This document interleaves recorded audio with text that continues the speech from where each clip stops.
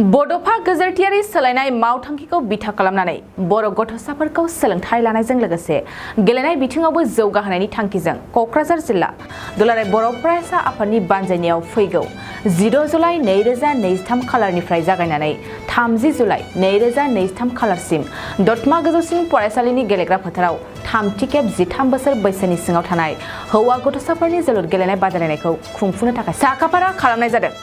बे बादायलायनायाव क'क्राझार जिल्लानि सिङाव थानाय मोननैसो दख'रा दुलाराय बर' फरायसा आफादफ्रा बाहागो लागोन आरो बे हाबाफारियावनो आथिखालनि मुंदांखा सुंद' सावथुननि फेस्ला फावगिरि प्रेक्टिकेल बसुमतारियाबो बाहागो लाफैगोन आरो गावबो बाहागो लानायजों लोगोसे गासैबो रायजो राजाफोरखौ बयखौबो बाहागो लाफैनो थाखाय खावलायहरदों।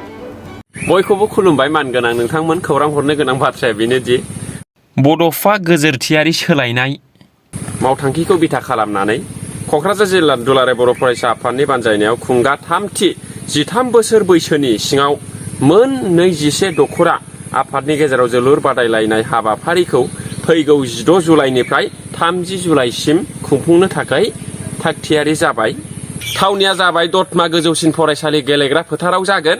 बिनिनो गिबि बेखेवनाय अपेनिं खेला 16 जुलाइ रबिबार खालि 20 बोसोर बैसो सिंनि भारतनि आइजो हान्जानि केप्टेन थरायना उफुर्ना नार्जारिया आलासि महरै बाहागो लाफैगोन।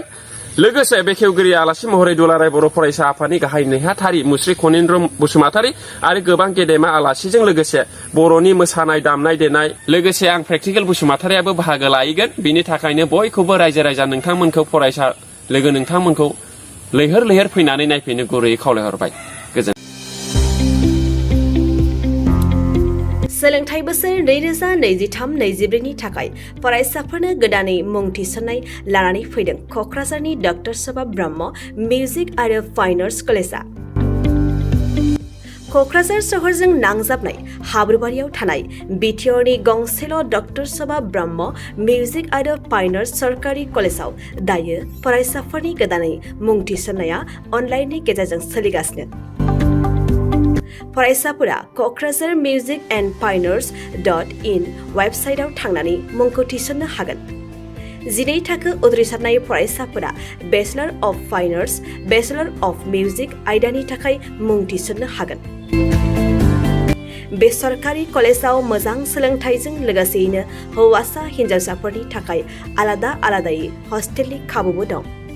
गोसो गोनां फरायसाफोरा क'क्राझारनि दत'स ब्रह्म मिउजिक आरो फाइन आर्ट्स सरकारि कलेजआव गोदानै मुं थिसननोब्ला नैबे मबाइल नम्बर 9085292451 आरो 93654912557 आव थोंजों सुलाद लानो हागोन।